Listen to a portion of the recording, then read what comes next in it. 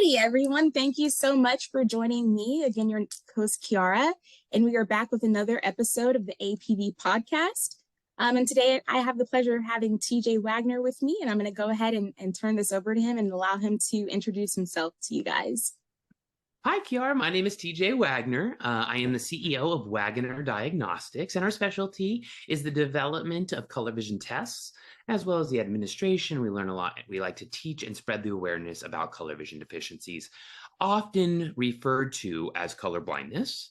They are used interchangeably. I will say it's not always the case. Color blindness is a little different than color vision deficiencies, but I will use them interchangeably because to the layman, that's often how it's used. So always I kind of go back and forth on that. But in optometry and ophthalmics, with subject matter experts, we would refer to it as color vision deficient, but color blindness is only black and white and gray. Right. So I'm excited. Thank you so much for having me and helping me spread the word. Yes, thank you so much again for agreeing to come on and be another guest of this podcast. We're so happy to have you and to touch on a subject that I think we feel is it doesn't get as much of a spotlight as it should. And so we want to definitely kick off the question, and this might be kind of of course question, but what necessarily is color blindness or color deficiency? You did say that it's kind of different. So could you give us, like, maybe in layman's terms, what's the difference between the two? And just give us a little bit more information about color deficiency or color blindness. Absolutely. So as discussed, if I knew these questions, I would have not given it away ahead of time, but I always love the spontaneity as well. So as mentioned, color vision deficiency is when we do see colors. And by the way, I am a severely green weak individual, also known as a deutan. And what it is we can see color, we just see it differently, right? We all have three cones. Well, most people, normal color vision has three cones, okay? Your red, your green, and your blues. Often known as red is protan, green is deutan, and blue is tritan. And basically what happens there when you're color vision deficient, one of those cones has mutated or is not there at all. So you can see if you had your paint palette and you had your blue, your green, and your red, everybody has the same exact ones that has normal color vision when they're making their beautiful, this beautiful scenery that we all have and get to enjoy. Well, people that are color vision deficient, that green might be a little bit more red. And towards that. So there's confusion there. Hence why most people that are either red deficient or green deficient are called red-green deficient, because it's usually just a screening to tell you that. But in fact, they are one or the other. And then when you have color blindness, it's actually either rod or cone. So you're down to one cone or no cones. And that is going to be your black, white, and shades of gray. And I am going to say you're most often going to have other visual impairments when it comes to that type of color vision true color blindness. That's very interesting. So, in having this conversation, I thought that they were one and the same. So it's very interesting to hear that it's different, and not only hear that it's different, but to kind of get the understanding of what makes them different. Now, the next question that I have is, so what causes it? Is it a genetic thing that causes someone to be color deficient or color blind? Is it, just by chance? How does that necessarily take place? Absolutely. So let's first talk about statistics. So 8% of men are color vision deficient. So 1 in 12 men. When it comes to women, it's actually only 0.5% that are color vision deficient. And it has to do with genetics. So exactly as you mentioned, it is a genetic thing. But please note there are acquired defects as well. So we'll go in and get to the acquired in a little bit. From a genetic point of view, basically what's happening is men have an X and a Y, right? And women have two X's. So what happens is for men, when we're born, it goes and takes a look at the first X and says, do they have normal color vision? It might be a little bit more, complicated than that, but that's kind of what's happening. And it says, oh, no, there's a defect. Okay, let's go take a look at the other X. So it goes over to the other and it goes, oh, it's not even there. It's a Y. So now we are color vision deficient, right? Right. So with women, we look at that X, it sees the color vision deficiency, but then it goes to the other X and notice it doesn't have one. So it's going to go ahead and make sure now they don't have a color vision deficiency. However, they are a carrier. So women and mothers are usually the carriers of color vision deficiencies, while the men are the ones that have it the most often. And that is Wow. genetic. And that's usually just red and green defects. The blue defect is very rare when it comes to genetic color vision deficiencies. But that's what I'm really excited about because, I've been in color now for 12 years and I'm still a little embarrassed to say this, but that's okay. About 6 years ago, I was sitting talking to an incredible ophthalmologist, and he said, well, 15% of the general population has an acquired defect. And I Wow. said, excuse me? Like this was huge. And we haven't been testing for acquired defects for a very long time because we're usually just looking at the red and the green. And your typical test, that's all it tests for. So I started learning a lot more about this, and it was really mind blowing because, for example, the top four leading causes of blindness: macular degeneration, cataracts, diabetic retinopathy, and glaucoma all cause an acquired defect. Wow. And it's one of the first symptoms, actually, and subclinical in glaucoma and macular degeneration. So, as a matter of fact, not only these diseases, but then you also have ocular toxicity. So, drugs can also cause, this. Um, One of the big ones that actually you sometimes will read in the news is Hmm. sildenafil. Sildenafil is an ingredient in Viagra and these things that help with this an issue that men have. And so what they do is they take a lot of it, and now they're seeing blues and yellows because they've actually Wow. created a deficiency due to ocular toxicity. So it really is a fascinating topic to me, obviously, but hopefully we can start getting more people excited and understanding that it's not just genetic, but it can be used from a clinical aspect of measuring progression of diseases, looking at ocular toxicity for things like plaque Winell also. And so, yeah, those are really the two. And is there any other thing that you'd want me to dig a little deeper into? Yeah. So now we're going to get a little bit more personal, if you don't mind. So, Okay. how, and of course, this can be about necessarily your journey or just in general, but how maybe did you get diagnosed or is a diagnosis done? Yeah, great question. So, my father is an optometrist, an amazing man, Dr. Terrace L. Wagner, and dad to me. And he's an optometrist. And I came home at age 6 with a note from the school nurse. Mhm. And that note basically said, your son has a color vision deficiency. And they were like, oh, we just thought he was weird and had a weird sense of style because I guess I wore interesting colors. I don't really Right. remember. And my dad was so embarrassed because he was an optometrist. So he went to the pediatric optometrist that did my initial screening and said, hey, I just got a note from the school nurse that said he has a color vision defect, color blindness, color vision defect. What happened? And they said, well, they don't know their numbers yet. It's hard to get them to sit still. So really, at the end of the day, so the original screening really can come down to Ishihara. It was made in 1917. Oh, goodness gracious. Of course, on the day that I have to do this podcast, I can't remember, but 1970 or 1918. And he created all those dots, and often known as the Ishihara test. Really, the technical name is pseudo isochromatic. Pseudo being false, iso, one color, and chromatic color, right? False one color, because a lot of those look like one color to us, hence we can't see the numbers. So what happened was my father said, oh my gosh, so you're not even testing these kids who have color vision deficiency. And it's kindergarten, first grade, when we're learning our colors, the most Right. important time. And so he went ahead and started making the color vision testing made easy, which is our flagship product. It uses stars, circles, and squares. So children, it's easy for them. They don't have to know their numbers. You don't even have to know English. And so it's a Wow. very simple test that is, just super simple. I do have one right here. Here's an example of a plate where you can see the square. And I know there's something else over here, but I can't see it, but I do know it's there. So yeah, so that's what happened. But I think testing is so important. So that's how they screen it. Okay. Um, and the reason that it's so important is for these children is because of the psychological principle of self-fulfilling prophecy.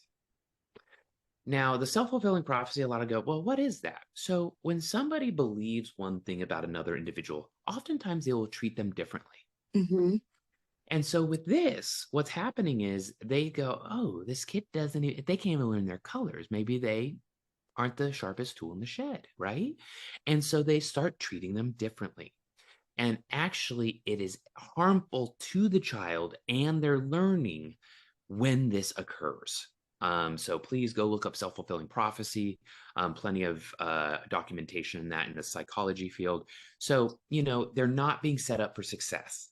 Their grades Right. may go down. The teachers treat them differently. So it's not just about saying they're color vision deficient, but it's literally letting their teachers know, letting their parents know, making people more aware, because people just do not understand how much we focus on color. Everything's Exactly. about color. But when you have normal color vision, you don't think about it. So it's really important because there's just so many issues that we have. And but you know what? We cope with it, and we're lucky enough to see the world in a different way. Exactly. Well, the next question that I have is, so how common, and maybe there isn't an answer for this, but how common is this condition for children, maybe from birth to 5? Or how Yeah, common is it that maybe it's found in that age range that a child is color deficient or color blind? yeah. So as mentioned earlier, 8% of men. So it is 8% of males Right. as a child, and then 0.5% of women. So half a percent there. And really, from 0 to 5, how often are they caught? Well, I will say we're really proud with the color vision testing made easy that we've tested children as young as 3, evidence Wow. of it, and them doing quite well. We've also had children that were older, that were nonverbal autism, had nonverbal autism, and they were still able to do this test. So we know it's quite simple. And so, is it possible to give it to children under 5? Absolutely. Is it happening enough? Some could argue Maybe it's not. not, and I think we need to still work on it. And that is really, kudos to you for coming up with a product that, like you said, it can be used. And because I think that we oftentimes see that children, especially under the age of maybe 4, their vision needs are often neglected just because of how difficult people may find to work with a child to screen them. Again, they might not know colors, they might not know numbers or their shapes at that age. So to be able to create a product where someone as young as 3 can still have their needs met and their parent can learn and start setting them up for that success as early as 3 years old is really amazing. So it's really exciting to hear that you're getting those results from a child that young and that it can even be used for someone that may be nonverbal. I think that those are communities that definitely need to have a little bit more attention shown on them, especially when it comes to vision. And so, again, kudos to you for that product. I mean, that's truly Thank you. amazing that someone as young as 3 can, point something out and say like, I can see that, or I can, or I see it as this, or I can't. So that's very interesting. Yeah, thank you so much. You're very welcome. So the next question that I had goes a little bit more into treatment or therapy. So Okay. for a child that is color deficient or colorblind, what type of treatments or therapy is out there for a child to help them navigate the world with this, of course, deficiency or the lack of being able to see color, maybe just seeing black and white? What is out there? What type of resources? Yeah. So I think the most important thing is really just knowing first, Mhm. right? And so getting that screening, knowing if you have a color vision deficiency or not. The second is creating your own coping mechanisms. Now, you do have websites, but really at the end of the day, what works best for you? right? Right. So how do you match your clothes in the morning? How do you cook your meat in the, when you're, and I mean, this is for children, I guess we're talking about children, but for like my clothes, they could put out clothes that do match and say, what one do you like? Right. There's things like that. So in regards to treatment, as of right now, there are no technical treatments per se. Now, there's Right. opportunities out there to potentially improve the quality of their lives. Hmm. However, the science shows that it doesn't make color. So, what I'm referring to are these color vision glasses, right? Okay. We have these color vision glasses. A lot of people have seen the YouTube videos. Somebody puts it on, they start crying. They say they so there's a peer-reviewed science that shows that those are actually not allowing us because we don't even have the cones to allow us to see that, Right. right? We don't have that ability. So, but what it's doing is it's improving their quality of life. They may be able to dress themselves easier. They can see when things are ripe, when things are done. They can see colors better. So, as I always say to people, now I always bring psychology into this because that's what my background's in. But what I always say is if I am in a study Hmm. and it's taking a pill to be way more productive, right? And who knows if I'm a sugar pill, the placebo or not. Right. After that 1 month, if they say, wow, your productivity went up 150%, I'd be like, don't tell me if I have the placebo. Can I please keep having it? Because it's improved the quality of my life. I'm more productive. It's working for me. Right. So these glasses, although they do not correct color vision, almost like where glasses, you put them on and it allows you to see clearly, that Right. is a correction, where this is not. But if you are wearing them and it allows you, again, to live the life you want to live, to be able to do things you might have not been able to do, then get them if it improves the quality of your life. So, Right. again, just make sure you understand that the science is not there to back it up in the sense of like, yes, this gives you normal color vision, but if Hmm. it does improve it, go ahead and use it. And then there's lots of tools on computers, operating systems, on your phone, everything like that, that allows you to look at, please set this filter as Protan. So it allows Hmm. Protans to see everything on their phone a lot easier.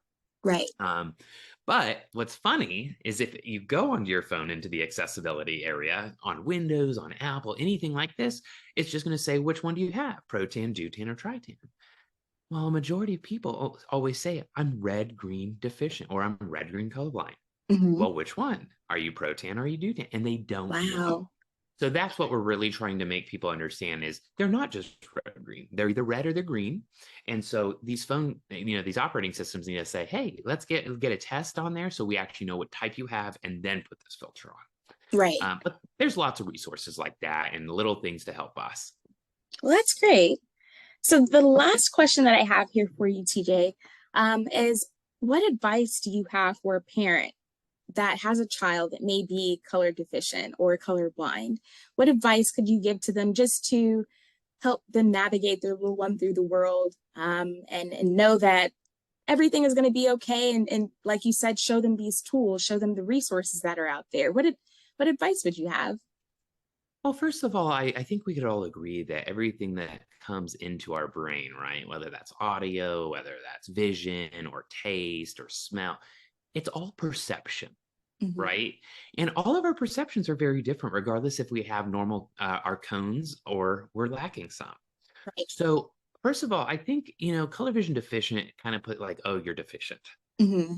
Really, we're just perceiving the world in a different way. Because Exactly. guess what? We've got some cool things that we can do. We can usually spot animals hiding in the woods faster than most because we Wow. look for movement instead of the color, and you're looking at a camouflaged animal, right? So there's Mm. lots of little things like that. That hey, maybe it's a superpower a little bit, right? Um, but really, the most important thing is just educating and telling their teachers, Hmm. right? Especially at that age, because the kid's not usually going to say anything about it, and just letting them know, hey, here's the thing. We highly recommend, giving them some, or if there's anything color related, getting them pencils that have the color on it, Mm. crayons that have the color on it. If the teachers are scoring and they know the kid's color vision deficient, hopefully they won't score things that are color related, like me coloring the water purple instead of blue. Right. And I'll be honest, it's just a really, really important thing to tell your teachers because in college, in a chemistry lab, I was actually caught for cheating with my lab partner. But what I was doing was there was chemical reactions happening, and it asked, what is the color? And I did not know what the color was. So I would go Right. ahead and look at my, and then what happened was the professor called me over and I said, oh, I am so sorry. If you look at all the answers except for color, they shouldn't be the exact same, but the colors will be the exact same. I can Right. guarantee that. And sure enough, everything was fine. But, why get put into those circumstances? I, as an individual, should have stood up for I mean, at the time I wasn't a color vision expert. I was, but I should have said something. So Right. I'm giving the advice that I should have taken myself. So really, parents just need to start telling the teachers and then asking the kids, hey, what do you have a hard time with? What can I help you with? You want me to help put your clothes out and pick some things for whatever the case is? It's really just saying we're here to help you. Right. Just being that extra resource to your child, and of course setting them up again with their education and making sure that you're communicating with teachers, school nurses. It seems like all of that really can just do a world of numbers for a child that, like you said, they're not able to see the world like everyone else, but they can see it in their own special way. And we just need to help, make sure that we're making everything, I guess the word would be, um, equitable, so that a child that can see color and a child that can't, there's no difference in the learning that they have, the experience that they have in school. So I definitely think that's a great piece of advice to give. And of course, if you're dealing with or you're a parent that is of course, a parent that has a child that is It's okay. color deficit. Oh my gosh, my words. It's the end of the day, guys. But if you are a parent that is dealing with a child that's color deficit, or they are colorblind, it's definitely just important to just be that extra resource. Make sure that you're doing all that you can.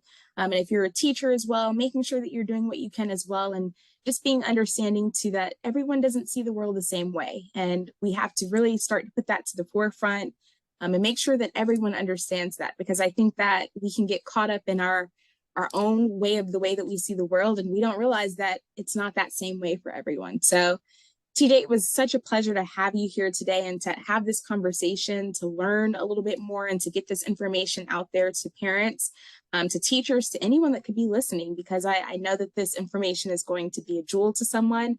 So I definitely thank you for having the time out of your day and taking the time to come and sit with me. And I thank all of our listeners for taking the time as well to come and take, of course, a quick listen and learn a little bit more about color deficiency and color blindness. But this has been the episode 6 of the APV podcast, and we will see you all for the next episode. Thank you so much, Kiara. I really appreciate this opportunity. I'm so, so grateful. So thank you so much. And if anybody has questions, please come check us out at colorvisiontesting.com. Lots of information and resources for children there on how to help their lives get better. And then you also have our e-commerce for our actual tests, which is waggonerdiagnostics.com also. So again, information is colorvisiontesting.com, and then e-commerce for our books and things like that is Waggoner Diagnostics. So again, .com. So thank you so much again, Kiara, for having me. I feel so fortunate and really grateful for this opportunity. You're very welcome. And all the information that TJ mentioned will be linked in our description box. So if you want a little bit more information, definitely click the description box and check them out and learn a little bit more about color deficiency and color blindness.